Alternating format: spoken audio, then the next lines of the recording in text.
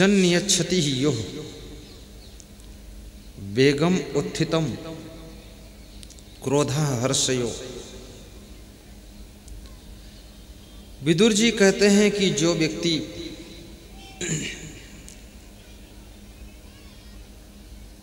दुख के आने पर भी दुखी नहीं होता है और सुख के आने पर जिसके अंदर फुलाव नहीं होता है, अभिमान नहीं आता है कि मैं सुखी हूं, वो राज लक्ष्मी का अधिकारी बनता है। चुनाव में जीत हो जाए, जीतने का बहुत भयंकर जुलूस मत निकालना, और चुनाव में हार हो जाए तो अपने घर में बेडरूम में पड़े मत रहना, रोते मत रहना। हार हो जाए तो एक फूलों का हार लेकर सत्संग में चले जाना। तुमको भी हार मिली है और फूलों का हार गुरु जी को पहना देना। गुरु जी के आशीर्वाद से तुम्हारी हार में सफलता का द्वार खुलेगा और गुरु जी को फूलों का हार मिलेगा और तुम्हारा व्यवहार सुधरेगा, फिर हार जीत में बदल जाएगी। चुनाव में जीत हो जाए, गंभीरता रखना, क्योंकि ये जीत भी 5 वर्ष के लिए, इसके बाद फिर संघर्ष आ रहा। और तुम्हारा सहयोग देने वाले तो कम लोग हैं, तुम्हारी टांग खींचने वाले बहुत लोग हैं। जिसको चुनाव की जीत, जिस व्यक्ति को सफलता अभिमान न दे सके और जिसको हार परेशान न कर सके, उस व्यक्ति ने जीने की कला सीख लिया। धन की हानि हो जाए फिर भी जिसकी प्रसन्नता खंडित न हो, सामान की हानि हो जाए लेकिन खुशियां खोए ना। सामान खोया है लेकिन खुशियों को मत खोने देना। सामान तो फिर पैसों से मिल जाएगा लेकिन खुशियां खो जाएंगी, वो तो पैसों से भी नहीं मिलेगी। इन खुशियों को बचाना। भूकंप में मकान गिर जाए, दुखी मत होना। तुम ये सोचना मकान गिरा है, मकान बनाने वाला नहीं गिरा है। जब तक मकान बनाने वाला खड़ा है तो ऐसे ऐसे कितने मकान खड़ा कर देगा। इस मकान के गिरने से मैं गिरने वाला नहीं हूं, मैं पुनः मकान खड़ा करने वाला हूं।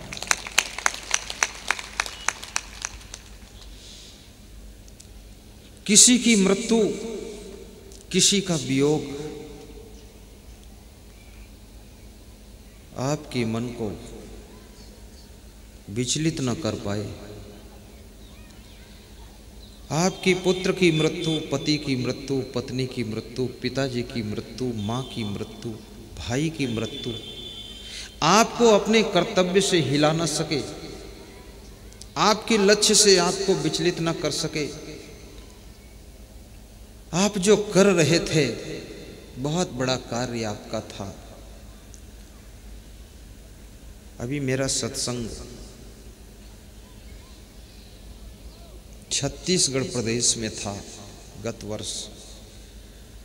एक सज्जन ने सत्संग करवाया, बोले अकेले मिलना चाहता हूँ। मैंने कहा मिल लो। बोले घर बुलाना चाहता हूँ। हमने कहा बुला लो। बोले पति पत्नी कुछ कहना चाहता हूँ। हमने कहा कह लो। बोले टाइम तो दे दो। हमने कहा टाइम ले लो। 2 दिन का टाइम लिया, प्रवचन करवाया, घर में बुलाया, कमरे में बैठे तो उन्होंने कहा कि बेटे की मृत्यु ने हमको घायल कर दिया। हमारे 2-2 ईंट के भट्ठे हैं, सब बंद हो गए। बेटे के दुख में हम व्यथित हो गए। ये मेरी वाइफ है, बेटे के कपड़े देख देख कर रोती है, बेटे का रूम देख कर रोती है, उसके बेड को पकड़ कर रोती है। और कहती है बेटा नहीं रहा तो क्या होगा। तो मैं इसको समझाता हूँ कि 2 बेटे तो और हैं। बोले ये हैं तो, लेकिन एक वो कहाँ मिलेगा, ये समझती नहीं। और जब ये रोती है तो मैं भी इसके साथ दुखी हो जाता हूँ। तो 1 वर्ष में सारा बिजनेस 0 पर चला गया है। मैं गरीब हो गया हूँ गुरुदेव, मैं तरस रहा हूँ इस समय एक एक पैसे को, क्योंकि मेरे 2-2 ईंट फैक्ट्रियाँ बंद हो गई हैं। मेरा राइस मिल था वो भी बंद हो गया है। मेरी खेती बाड़ी सब खराब हो गई है। घर में रोना धोना ही चलता है। तो मैंने उनको आधा घंटे फिर ज्ञान दिया, परम ज्ञान दिया। वो ज्ञान आपको नहीं देता हूँ, नहीं तो आप कभी नहीं रोओगे। इसलिए नहीं देता हूँ कि थोड़ा रोना भी चाहिए। बिल्कुल न रोने से भी गड़बड़ है। बिल्कुल यदि नहीं रोओगे तो आपको हार्ट अटैक होगा। इसलिए महीने में 1-2 बार रो लिया करो। और पति पत्नी दोनों साथ साथ अगर रोओगे ना, तर जाओगे भवसागर। भाई भाई साथ साथ रो, पिता पुत्र साथ साथ रो, पति पत्नी एक कमरे में बैठकर रो लो। तुम उनके आंसू पोंछो, वे तुम्हारे आंसू पोंछें, तो तुम्हारी फैमिली कभी टूटेगी नहीं। ये आंसुओं में बंद करके फैमिली रहेगी, करुणा बांधेगी इसको। जिस परिवार के सदस्य एक दूसरे के लिए आंखें नम कर लेते हैं, आंखें उनकी डबडबा जाती हैं। एक दूसरे की चर्चा करते करते, गुणगान करते करते उनकी आंखें आंसुओं से भर जाती है। याद रखना वो परिवार मजबूती से बंधा हुआ है। और जिस परिवार में पति को देखकर पत्नी की आंखों में गुस्सा आता है, पत्नी को देख कर के पति की आंखें लाल होती है, वो परिवार बहुत जल्दी बिखरने वाला है। परिवार तो करुणा से जुड़ सकता है, आंसुओं से जुड़ सकता है। परिवार तो आपकी नम्रता से जुड़ता है। संगठन की जान है आपस का प्रेम, और जहाँ आपस में प्रेम है वही स्वर्ग है। स्वर्ग आकाश में नहीं है, नरक पाताल में नहीं है। जहाँ जहाँ तुम प्रेम करते हो वहाँ वहाँ स्वर्ग की अनुभूति होती है। और जहाँ जहाँ तुम द्वेष करते हो, नफरत करते हो, ईर्ष्या करते हो, वहाँ वहाँ नरक की अनुभूति होती है। आप अपना कितना बड़ा स्वर्ग बना सकते हो और आप अपने लिए स्पेशल नरक भी बना सकते हो। ये सब तुम्हारे हाथों का खेल है। इसलिए हे भाइयों बहनों, अपना स्वर्ग बड़ा बनाइए और बड़ा सुख पाइए। ताली थोड़ा जोर से बजाया करो। और हर वर्ष हमको इस क्षेत्र में बुलाया करो। बुलाओगे कि नहीं? हैं? बुलाओगे? बस तुम ये कहा करो हमारे क्षेत्र में हर वर्ष आओ। कोई एक स्थान का नाम मत लो, बस ये कहो हमारे क्षेत्र में हर वर्ष आओ। तो क्षेत्र तो बहुत बड़ा है, हम कहाँ आएंगे फिर? एक नेता हमारे सत्संग में खड़ा हुआ तो बोला कि मैं गुरुदेव से निवेदन करता हूँ कि हमारे विधानसभा क्षेत्र में हर वर्ष आइए। तो हमने कहा बड़ा खिलाड़ी है, ऐसा बोलता है हमारे विधानसभा क्षेत्र में हर वर्ष आइए। तो विधानसभा क्षेत्र तो 300 गांव का है, मैं आऊँ कहाँ, ये तो पक्का कर लो। होशियार था वो, सोचता था एक जगह निश्चित करूँगा तो वहीं आएंगे, तो हमको खर्चा करना पड़ेगा। इसलिए पूरी विधानसभा क्षेत्र में हमको झोंक दिया उसने। तो मैंने माइक लिया, मैंने कहा पक्का करो किस गांव में आऊं, और तुमको मेन हेड बनना पड़ेगा। अगर नहीं बुलाओगे, अब कह चुके हो तो नुकसान होगा। तो अगले चुनाव में वो हार गया और बुलाया भी नहीं। तो फिर मिला तो हमने कहा नहीं बुलाए इसलिए हार गए। बोले अब फिर बुलाता हूँ आ जाना। तो हमने कहा 5 साल हार गए, क्यों बुलाओगे फालतू? फिर टिकट लेना तब बुलाना, जीत जाओगे।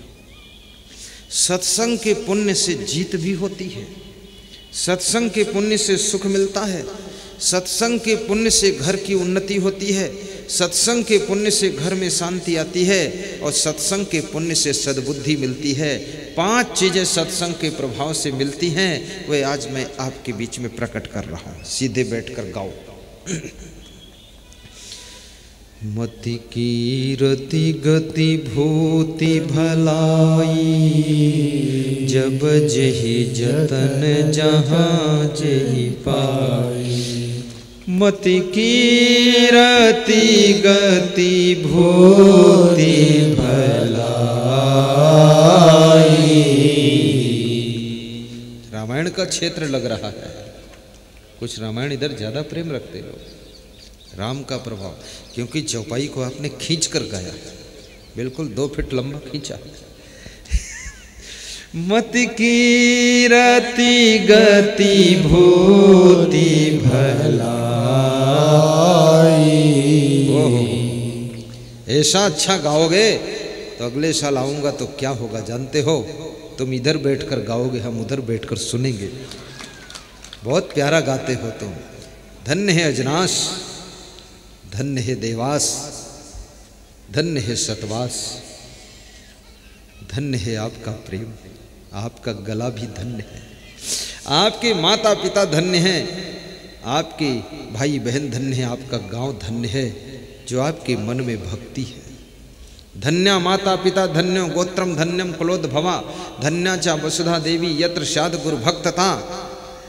स्कंद पुराण में पार्वती जी से शिव जी कह रहे हैं कि वह माँ धन्य है, वो पिता धन्य है, वो धरती धन्य है, वह कुल गोत्र धन्य है, वह गांव धन्य है जहां पर भक्त का जन्म होता है। तो तुम्हारा जन्म जहां हुआ है वो धरती धन्य है। मति कीरति गति भूति भलाई। वाह वाह, पहला अनुभव है मध्य प्रदेश का, कहीं ऐसा कोई नहीं गाया है। जहां मैंने गवाया तो समझ में नहीं आता गाते हैं कि रोते हैं। यहाँ लगा कि लोग गाते हैं। मति कीरति गति भूति भलाई। जय हो। जब जेहि जतन जहाँ जेहि पाई, जब जेहि जतन जहाँ जेहि पाई, जब जेहि जतन जहाँ जेहि पाई। मति कीरति गति भूति भलाई। लोकहु वेद नयान उपाऊ, लोकहु वेद नयान उपाऊ। सो जानहु सतसंग प्रभाव। सत्संग के प्रभाव से सो जानहु सतसंग प्रभाव। लोकहु वेद नयान उपाऊ। सो जानहु सतसंग प्रभाव। 5 चीजें केवल सत्संग के प्रभाव से मिलती है। संसार में और वेदों में शास्त्रों में भी इसका कोई उपाय नहीं है। ये 5 चीजें केवल सत्संग से मिलती है। कौन कौन? बड़ी अमूल्य चीजें हैं ये। ना तो बाजार में मिलती हैं, ना उधार में मिलती हैं, ना मांगने से मिलती हैं, ना चालाकी से मिलती हैं। और जिसके पास में ये 5 चीजें ना हो तो उस आदमी के जिंदा और मुर्दा में कोई अंतर नहीं रहता है। 5 चीजें कौन कौन? 5 चीजें हैं। नंबर 1 मति। मति कहते हैं सद्बुद्धि को। सद्बुद्धि केवल सत्संग के प्रभाव से मिलती है। राम और रावण में अंतर सिर्फ इतना ही है, राम को सत्संग मिला, तो राम की सद्बुद्धि प्रकट हो। रावण को सत्संग नहीं मिला, सत्संग से विरोध किया रावण ने, तो रावण के पास में दुर्बुद्धि हो गई। जिसके पास सद्बुद्धि थी वो भगवान कहे गए, और जिनके पास दुर्बुद्धि थी वो राक्षस कहे गए। सद्बुद्धि आपको भगवान बना देती है, महान बना देती है, इंसान बना देती है और बुद्धिमान बना देती है, और दुर्बुद्धि आपका पतन कर देती है, पतन कर देती है। सद्बुद्धि प्राप्त करो, सद्बुद्धि। जैसे आप देखते होंगे एक चोर है, चोर के पास बुद्धि कम नहीं, बहुत बुद्धि है। आपके घर में रखा हुआ सामान कभी कभी आप ढूंढते हो, नहीं पाते हो, और चोर कभी आपके घर में नहीं आया है, रात में आता है, अंधेरे में आता है और जानता भी नहीं है, लेकिन एक बार में उसका हाथ वहीं पहुंचता जहां सामान है। कितनी बुद्धि समझ लो, अंतर्यामी है चोर। बुद्धि है लेकिन बुद्धि में शुद्धि नहीं है, क्योंकि सत्संग नहीं मिला, इसलिए अपनी बुद्धि को चोरी में लगा रहा है। अगर उसके पास सद्बुद्धि आ जाए, सत्संग मिल जाए, तो उस बुद्धि से चोरी नहीं करेगा। उस बुद्धि से, इतनी पैनी बुद्धि से बिजनेस करेगा, धन कमाएगा, और उस धन को दान करेगा, सत्संग कराएगा, प्रोग्राम करेगा, और हजारों को ज्ञान दिलाएगा, सबका कल्याण करेगा। याद रखना, सद्बुद्धि जब आती है तब आदमी जन कल्याण करने लग जाता है, समाज सुधार करने लग जाता है, और जब दुर्बुद्धि आती है तो खुद का भी बिगाड़ करने लग जाता है। इसलिए सद्बुद्धि प्राप्त करना है तो सत्संग में जाओ। मत कीर्ति। और दूसरी चीज कीर्ति। कीर्ति किसे कहते हैं? कीर्ति माने यश होता है, कीर्ति माने नाम होता है। नाम होना भी बहुत जरूरी है, बदनाम नहीं होना चाहिए, नाम होना चाहिए। मैथिली शरण गुप्त ने कहा है, नर हो न निराश करो मन को, कुछ काम करो, कुछ काम करो, और जग में रहकर कुछ नाम करो। डेड बॉडी बन करके मत जियो। नाम तो तभी होगा जब कुछ अच्छा काम होगा। इसलिए जिनके अंदर ये इच्छा है कि मेरा नाम हो, ये मेरा नाम होने की इच्छा उनके द्वारा बहुत बड़ा काम करवाएगी। अगर नाम की इच्छा है तो काम आपको करना ही पड़ेगा। जब बहुत महान काम करोगे तो आपका बहुत बड़ा नाम होगा, और नाम होना भी चाहिए। जैसे भगवान राम का नाम हुआ, भगवान कृष्ण का नाम हुआ, संत कबीर का नाम हुआ, क्षमादेव का नाम हुआ, तो क्यों हुआ? क्योंकि उन्होंने बहुत बड़ा काम किया, इसलिए नाम हुआ। रावण का बदनाम हुआ क्योंकि बहुत गलत काम किया, इसलिए बदनाम हुआ। तो आपका बदनाम ना हो, आपका नाम हो। तो नाम कैसे होगा? नाम तब होगा जब बड़ा काम होगा। तो बड़ा काम कैसे होगा? जब आपको सत्संग मिलेगा तो आपको सद्बुद्धि मिलेगी, तो सद्बुद्धि से महान काम करोगे तो आपका दुनिया में यश फैलेगा, सम्मान होगा। अभी टीवी चैनल को आपने देखा होगा तो ये अजवास का नाम लिखकर पट्टी में आ रहा है। आ रहा कि नहीं आ रहा? इस अजवास को तो देवास जिले के ही सभी लोग नहीं जानते थे। आज इस अजवास का नाम 30 करोड़ लोग पूरे वर्ल्ड में पढ़ रहे हैं। 30 करोड़ लोग प्रवचन सुनते हैं मेरा। कितने लोग? 30 करोड़। हर रोज 1000-2000 की संख्या बढ़ती जा रही है। 30 करोड़ लोग पढ़ रहे हैं कि आज गुरुदेव अजवास में है। हमारे पास फ़ोन आता है पंजाब से, गुरुदेव अजवास जा रहे हो? तो हमने कहा तुम कैसे जान गए? बोले टीवी बता रही है। कल फ़ोन आया दौसा जिले से, राजस्थान से, कि मैं भी आ रहा हूँ अजवास। तो हमने कहा तुम क्यों आ रहे हो? बोले तुम जा रहे हो अजवास तो मैं आ रहा हूँ। मैंने कहा कहाँ से आ रहे हो? बोले दिल्ली से। तो हमने कहा रहते तो यूपी में हो। बोले मेरा नाम हर्षित पटेल है, मैं आपके दर्शन के लिए निकला हूँ, अजवास आ रहा हूँ। तो मैंने कहा आ जाओ अजवास। तो मैंने कहा रास्ता बताऊँ? बोले मैं सर्च कर लूँगा, आप तो अपना काम करो गुरुदेव, सर्च कर लूँगा। अजवास, इस गाँव का यश कितना फैल गया, कीर्ति कितनी हो गई, कितना नाम हो गया, क्योंकि इस गांव में भक्तों का जन्म हो गया। आप जैसे प्रेमी सत्संगियों का यहाँ जन्म ना होता, रहना ना होता, ये गोकुल सियोटा यहाँ ना होते, नंदराम सियोटा ना होते, राधे श्याम सियोटा ना होते, और एक भाई और क्या नाम, तुलसी राम सियोटा, ये 4 भाई सियोटा और इनके 8 बच्चे, वो भी सियोटा। ये सियोटा परिवार ने अगुवाई किया। और फिर तो मुझे ऐसा लगता है अजनास पूरा सियोटा ही है। जिसको देखो वही सेवा में जुटा हुआ है, वही दौड़ रहा है। अजनास के बच्चे बच्चे को, जवान जवान को, बूढ़े बूढ़े को और माताओं बहनों को, सबको मेरी व्यास गादी धन्यवाद दे रही है कि सब ने मेहनत किया है इसमें। हमारे श्री गोकुल प्रसाद जी सियोटा कह रहे थे, गुरुदेव मैं तो प्रोग्राम लिया हूं, बाकी अजनास पूरा गांव लगा हुआ है, पूरे लोग मेहनत कर रहे हैं, छोटी सेवा हम भी कर रहे हैं, पूरे गांव का सम्मान उनकी नज़रों में है और धन्य है ये गांव। और मैं तो आपसे निवेदन करूंगा, कहीं भी मेरा प्रोग्राम हो तो आप लोग भी उसमें अपना अपना पुण्य बटा लेना। ये मत सोचना कि उसी के माथे छोड़ दूं, माथे वाथे नहीं, कर तो लेगा, लेकिन तुम्हें अवसर मिला है तो तुम भी उसमें पुण्य बांट लो।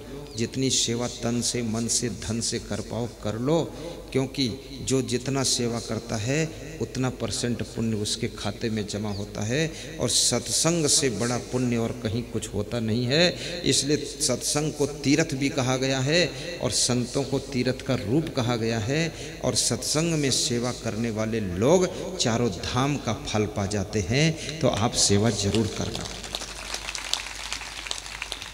मति कीरति गति भूति भलाई, जब जही जतन जहाँ जही पाई। सो जानहु सतसंग प्रभाव, लोकहु वेद नयन उपाव। सो जानहु सतसंग प्रभाव, जय हो। लोकहु वेद नयन उपाव, लोकहु वेद नयन उपाव। मति कीरति गति भूति भलाई, जब जही जतन जहाँ जही पाई। मति कीरति गति भूति भलाई, जब जही जतन जहाँ जही पाई। सो जानहु सतसंग प्रभाव, लोकहु वेद नयन उपाव। सो जानहु सतसंग प्रभाव, लोकहु वेद नयन उपाव। सत्संग से तीसरी चीज क्या मिलती है? गति। मत कीरति गति। गति माने होता है मोक्ष। गति माने है सद्गति यानी मुक्ति। सत्संग आपको मुक्ति भी देता है, मोक्ष हो जाएगा। बार बार ना जन्म होगा, ना मरण होगा, आवागमन नहीं होगा, मुक्ति प्राप्त कर लोगे।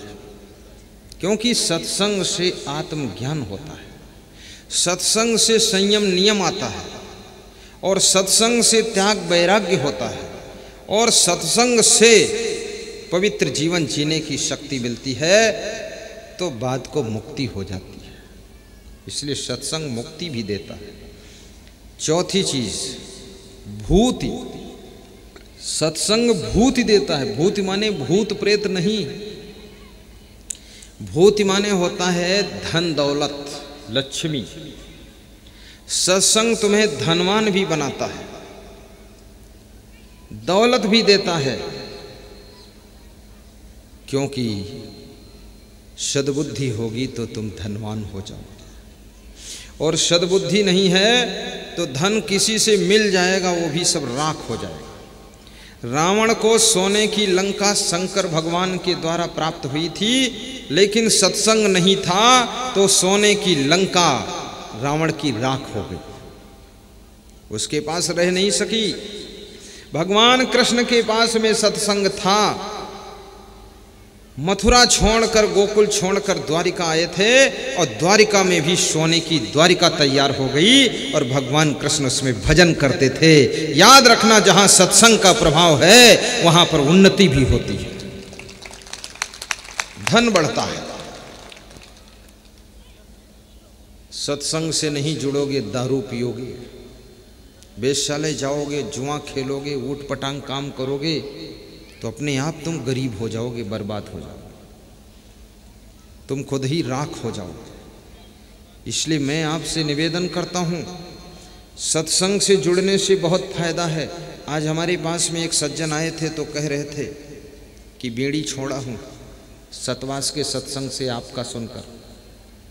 मैंने कहा नाम क्या है? तो उन्होंने कहा नंदराम सियोटा का भाई हूँ। कुछ नाम बताया, मैं भूल गया है? राधे श्याम। बीड़ी छोड़ दिया। अगर वह 10 रुपये की बीड़ी रोज पीते थे तो 300 रुपये महीने बच गए, 3600 रुपये साल में बच गए हैं। 50 रुपये की पीते थे, गजब हो गया।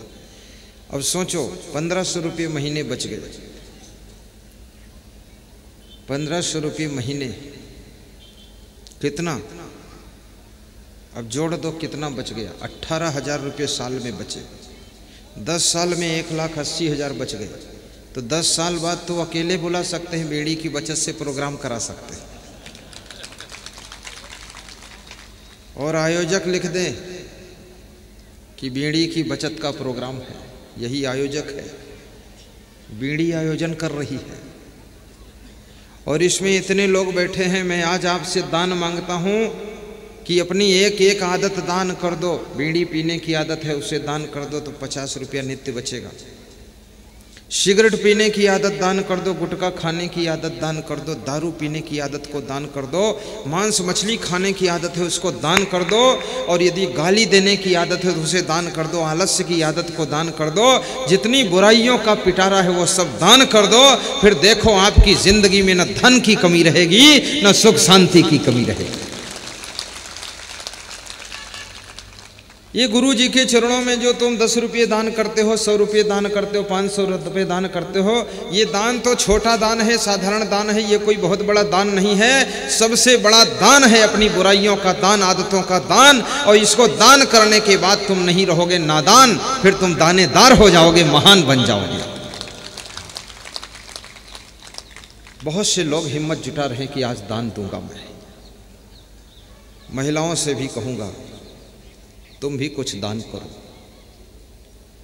अगर भोजन बनाने का मन नहीं होता है तो इस आदत को दान करो, भोजन टाइम पर बना दिया करो। अगर गुस्सा ज़्यादा आती है, नाराज होकर के कहती हो सिर दर्द है और लेट जाती हो, 10 दिन पड़ी रहती हो, तो इस आदत को दान कर दो। अब कभी नाराज ना होना और मत कहना कि सिर दर्द है, ये कहना कि बिल्कुल सिर ठीक है और दूसरे का भी सिर ठीक कर दूंगी, चलो काम चालू करो। आलस्य की आदत को भी दान दीजिए। और आदतों को दान करने वाला भक्त बहुत बड़ा आशीर्वाद प्राप्त करता है, उसका जीवन धन्य हो जाता है। मैं तो आपसे निवेदन करूंगा कि आपके घर में सुख शांति आए, आपका घर मंगल भवन बने और आपका कल्याण हो। आपके घर में सत्संग की आवाज़ गूंजती रहे। सत्संग के पेन ड्राइव ले लेना जिसमें 100 घंटे का प्रवचन है।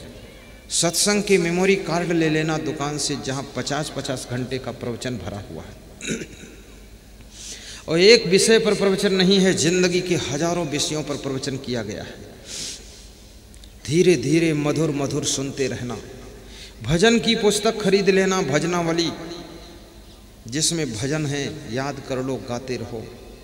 प्रवचन की पुस्तकें भी छपी हैं, जिंदगी जिए तो कैसे जिए, नई पुस्तक अभी बनाया हूं।